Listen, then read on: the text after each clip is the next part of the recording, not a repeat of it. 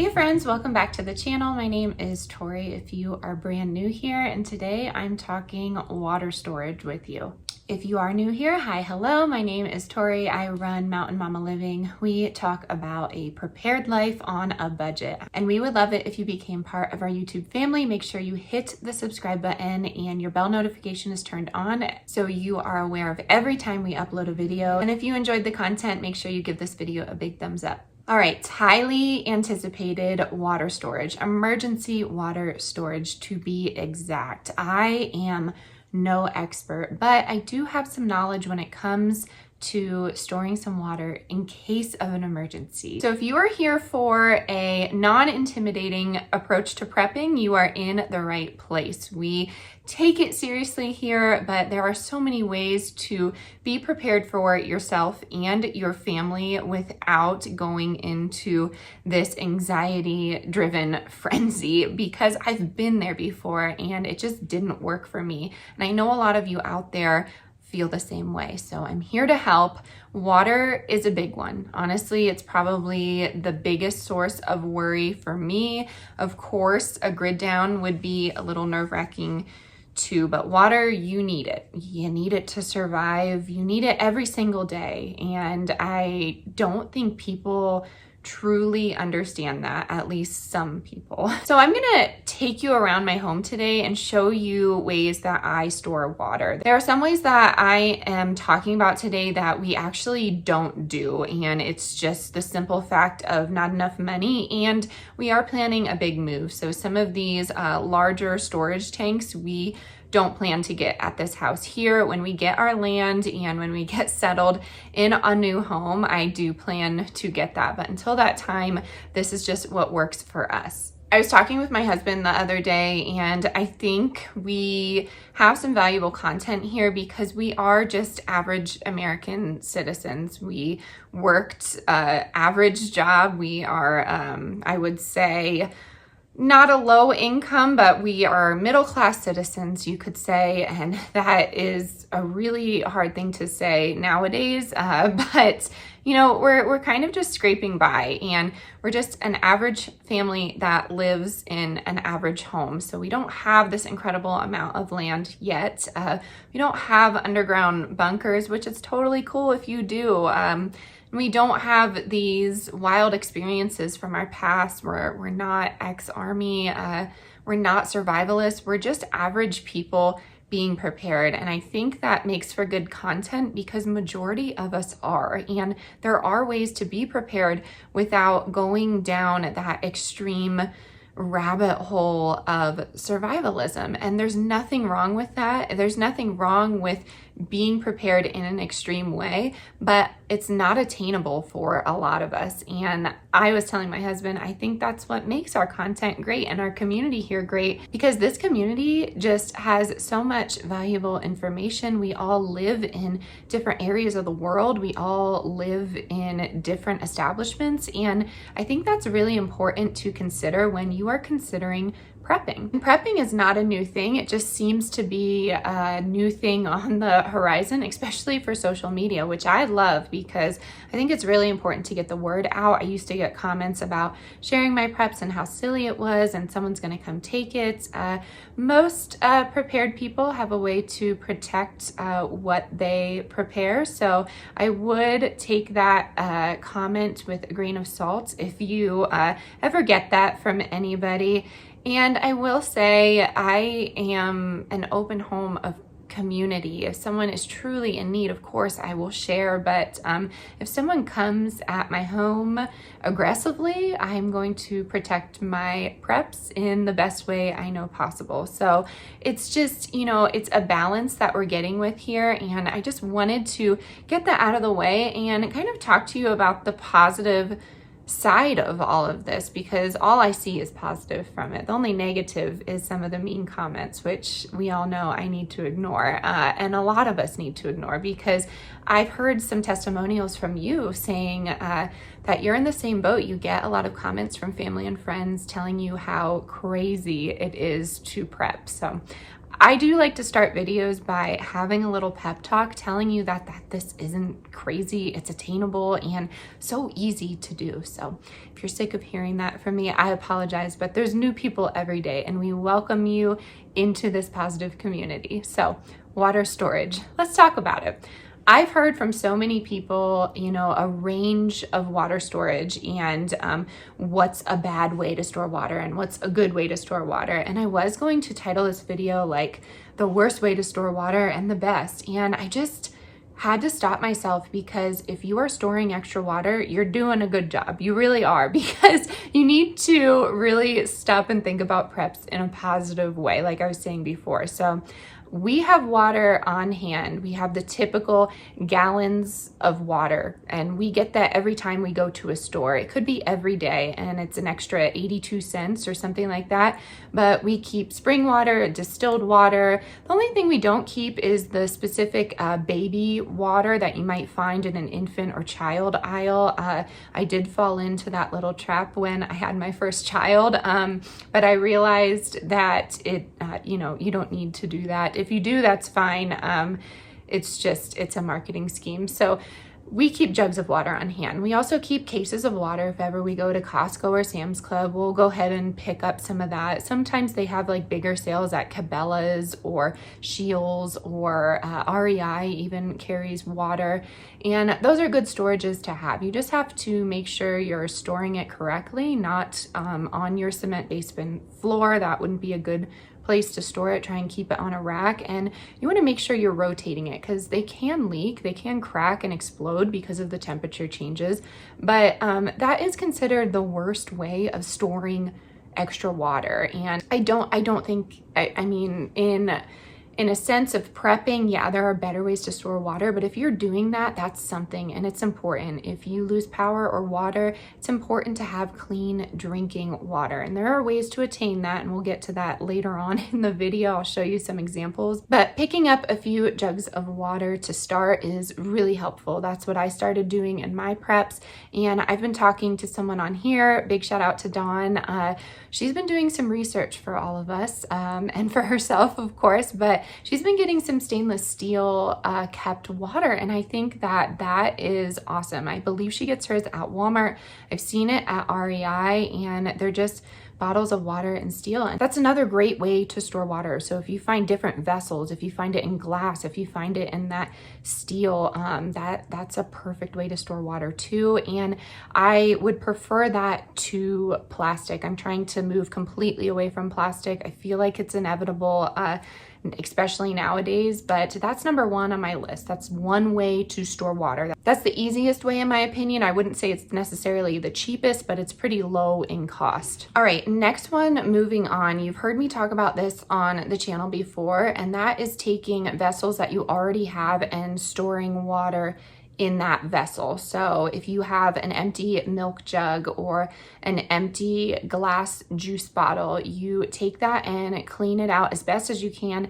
Then you take your filtered water or even tap water and put that in that vessel and keep it in your pantry storage. And I do that with every vessel that we get, but I do like to utilize our glass jars for different things like canning. A lot of our canning jars are reused jars with lids that seal. So that's up to you. A lot of our milk jugs that we use, I just clean out. I put a little bit of vinegar in there, shake it up, and we would use that water not necessarily to drink, but to flush our toilets or feed our chickens with, water the garden, although I have other ways to do that. So I mean, in case of emergency, you know, you never know what's going to happen. So we might do that, but whenever we get an empty vessel, I'm putting water into that.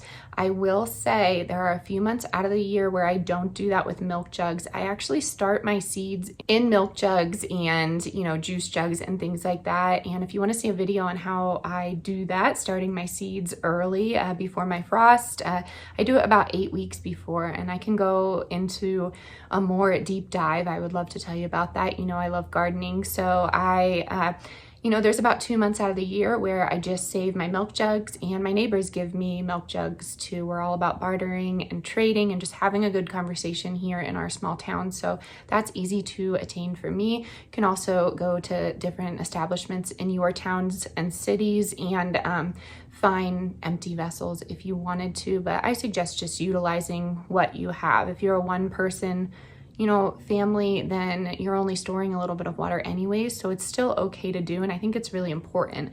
I've heard of people putting bleach in their water to keep it clean, and I don't necessarily know if I would still drink that. I think it's considered safe to do. We don't have bleach in our home. We have Thieves, and that is a Young Living product. I'm not an affiliate for them. I don't buy essential oils from them, but I mean, I have in the past. So Thieves is just like an all-purpose cleaner. I can link it for you, but again, I'm not affiliated. I don't really know how you would buy it. It was a gift to me, so that's why I have it. I put a little drop of that in there, and you know, that keeps the bacteria out of it, and that works for me. I try my best to utilize my glass bottles as much as I can. I drink a certain juice that comes in a glass bottle, and it's 32 ounces. We also have a delivery system of milk, of dairy, and they use glass bottles, but they reuse that. So that's another option. I've seen at Sprouts and Whole Foods, they have milk in glass. You would have to pay a little bit more for that, but if you're already paying for it, why not utilize it? That's an option. So I'm just kind of brainstorming with you some options on what you can do with that. Next up is water filters. And again, I'm gonna take you around and show you what's going on here. We are just chatting and having a conversation right now, but water filters. We have our, you know, typical Brita filters, which I'm not really a fan of because it doesn't filter out everything, and heavy metals in water are a real thing. We live in some very saturated oil country out here, and I just don't trust my water to drink. I will leave the site where you can look up your tap water. You know, anything is better than nothing. You of course have to consume water, but there are ways to filter out some of the bad stuff that's in our water. And if you want to go down the rabbit hole, there could be an intent behind that. So I don't know, I would look into that. A lot of things are money driven as well. So some of these oil rigs, they practice safe environmental control. I know that, but I don't know. It's a lot to think about, and I know a lot of us have the same opinion as me, but filtering out your water is a great thing to do. So you could do that, and there are different ways to do that. You could get that Berkey filter. I've heard some bad things about Berkey lately, but there are other companies that make something similar. I still want a Berkey filter. I know I talk about that a lot, but it's just not in the budget right now. So if you have a Berkey filter, that's a great thing to do. We have life straws on hand. Of course, that's more of a survival setting, but you can still use those life straws, you know, in the event of an emergency and you're at your home. I would suggest finding a body of water that you trust though. We have ponds, lakes, you know, creeks next to us, creeks, but the closest body of water is a river. I would say that's like the worst water to consume, in my opinion, just because a lot of other bodies of water filter into rivers. I don't know if I'm thinking about it logically, but that's how I see it. So I don't know. I would not take my water from a river, but it is the closest body of water. So a life straw from there if you're truly desperate. And that leads us to other filters. I mean, they have tabs that can filter out your water. You would just put that in whatever vessel of water that you took from a stream, river, pond, or lake. Here in Colorado, there's some springs, natural springs that you can find. And I'm going to leave that website too. You just type in your area code and it shows you different springs in your area, natural springs that you can tap. Obviously, different parts of the country are going to be different. So I'm not guaranteeing that there's one near you, but it's possible. So I would consider going to Walmart is the cheapest I found them at. I think Tractor Supply has them. We have them here at Baumgars, Shields, REI, camping places. They don't have them at my Target. I checked the other day for you all just in case that's your store of choice, but you get 5-gallon, 10-gallon, 25-gallon camp waters. They're usually blue or gray. I would not get the clear just because you don't want a lot of light hitting that. But in the event of emergency, we have 2 of those, which we could get more, honestly. And then we have a wagon, just in case we needed to walk to a body of water with those 2 vessels, we could go and do that and carry it back with the wagon. I've even did a trial run with my stroller for you all before I was pregnant, and that works too. And then with that, I would probably just keep the filter on it to filter out the water. There's an attachment that you can put on the lid of it, or I would just put one of those tabs. And I will link all of the stuff in my Amazon store if you want to support me. That's awesome. But I will say, if you have time and the money to shop around, go to Walmart. They have a lot of cheap things in their camping section that actually do work. So check into that if you can. They have Walmart online as well. But Amazon has a lot of cheap products too. It just depends on if you want to support them or not. So yes, vessels of like large storage water, that's what I would do. Now, in the event of showering and bathing, my dad knows a lot on the subject. He works for my local town and he knows a lot about water and sewage and maintenance related topics when it comes to that. So it's really helpful to have him. I asked him a few questions and we were talking about showering. Of course, in extreme emergencies, no, I probably would not put a shower at my top priority or bathing, but we're talking about water that would be off for an extended period of time, not just 2 or 3 days. So keep that in mind. You know, we're talking about months at a time. So, you know, keep that in mind. Keep that in the back of your mind. But we have little camp bags that are gravity fed from a tree. You could get a 2-pack, and again, I'll link that, but you just fill it with water. You could fill it with warm water. You just boil it up on a fire pit or a gas stove, charcoal, whatever you have. And you can use that outside, and that works in the summer. But if you're in the dead of winter, this is what I wanted to ask my dad, you know, can you put that in your actual shower? Even though your water isn't working, you can still gravity feed it from your actual shower and wash what's important. I wanted to know if that water, which I think it would still be considered gray water because it's touching you, it's dirty water, could go down your pipes in the dead of winter and not freeze them. And he said it's just such a small amount of water.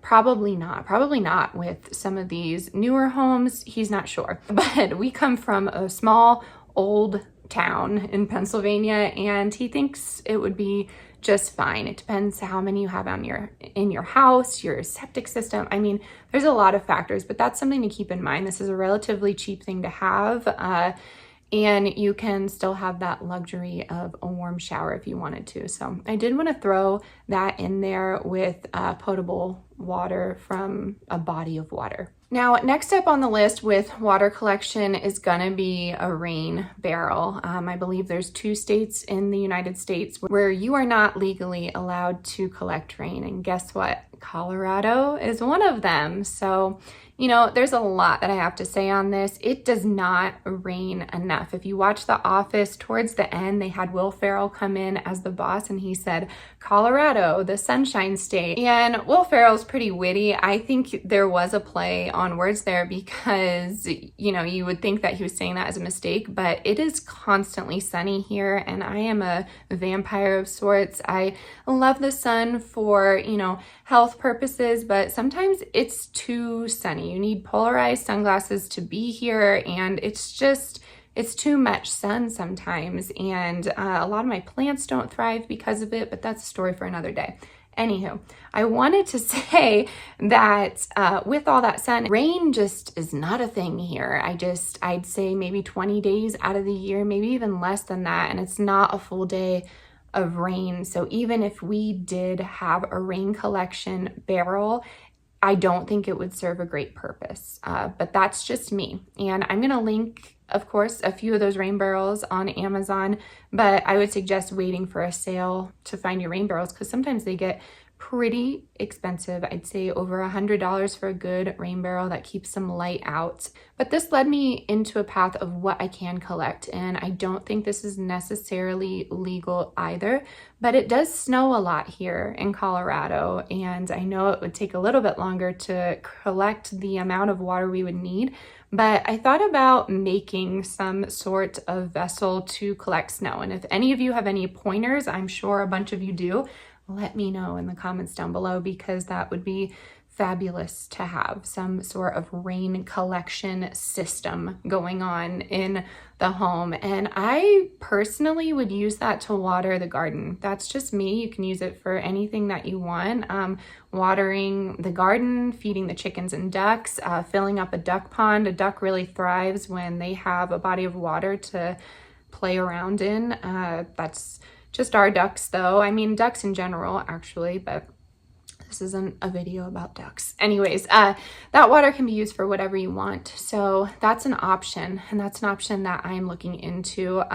We did slant the chicken coop roof for 2 reasons. So the snow can fall off of it, and so we could collect some of that snow. So right now I have a tarp and it leads down to a bucket. It's not the best system, but it works. So I'm not going to show you that. I don't really want to hear any insight you have on that. So I'm not going to show you that today, but that's an option.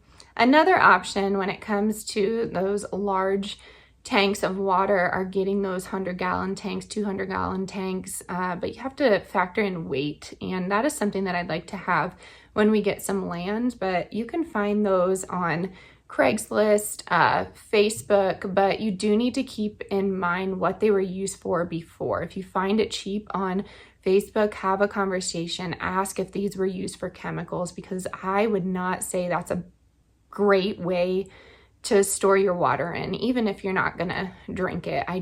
You never know what kind of chemical was in that. You can buy them brand new, and then they have the metal cages that go around them. They use that a lot out here in the farmlands for livestock and things like that.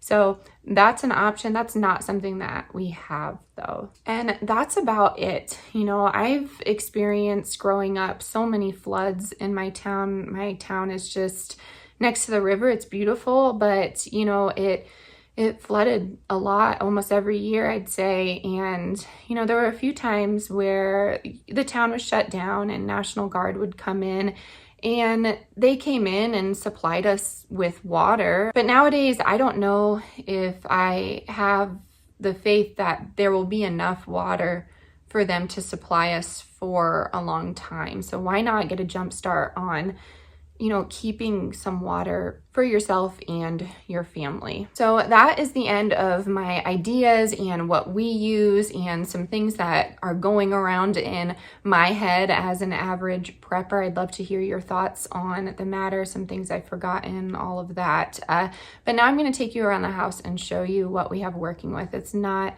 anything special. It's not this huge setup. It's just an easy way to store some water. So let's head on down to our pantry. So here's my first suggestion. I have a lot of these out because I'm planning a big canning batch of some carrots and potatoes that I got on sale. But any of your empty masons that you're not using, store with water for the time being. And then when you need to use them, you can bring them up and actually store water in it. We also have these that are really helpful to have because they have that nozzle on them. We have a ton of these. I got them in a case sale from the farm stand. And then over here, you know, we have our canned items, but you can keep more mason jars. Get mason jars if you don't have them. Just get them. They can be used for so many different things. And you can keep them in these cloth bags. Of course, I have my little apothecary herbs over here.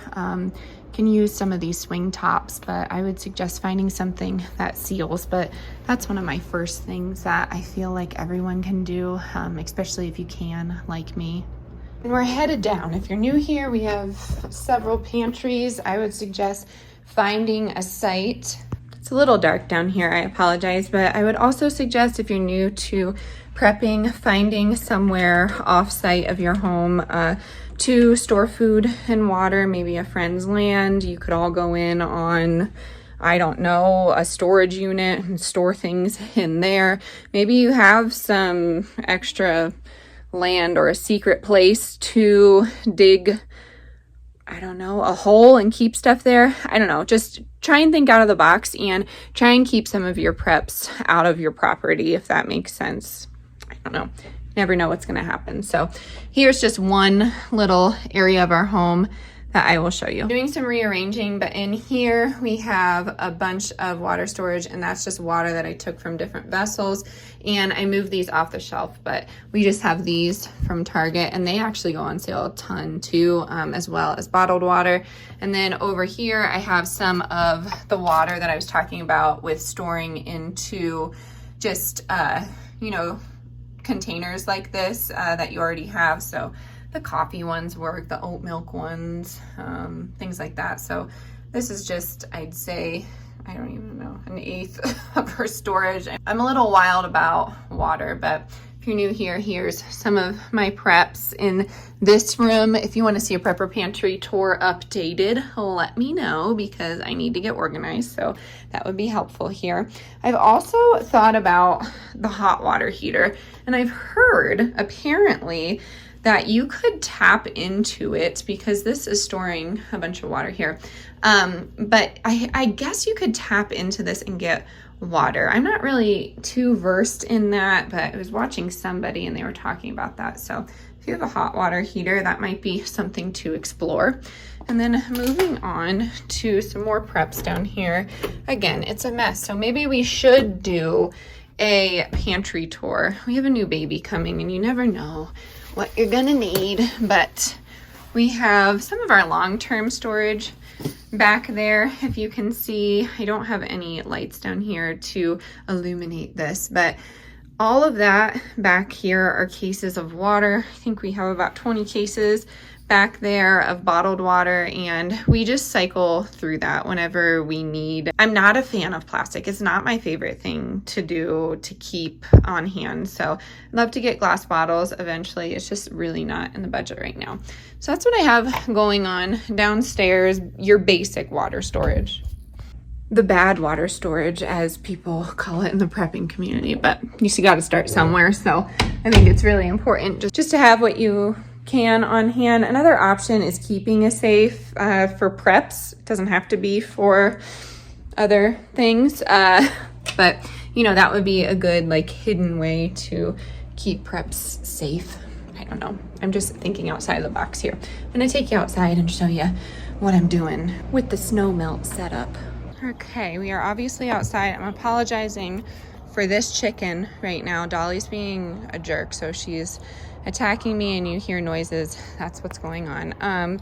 But yeah, as you can see, a lot of snow back here, and there are different ways to collect snow. You could literally put a bunch of buckets out here and collect snow that way, you know, but then you wouldn't have a way to filter it. Then you'd have to worry about mosquitoes and all of that in the summer. I don't know, just an option, but did want to say that this is what we have going on. And then our gutter system, hey girls,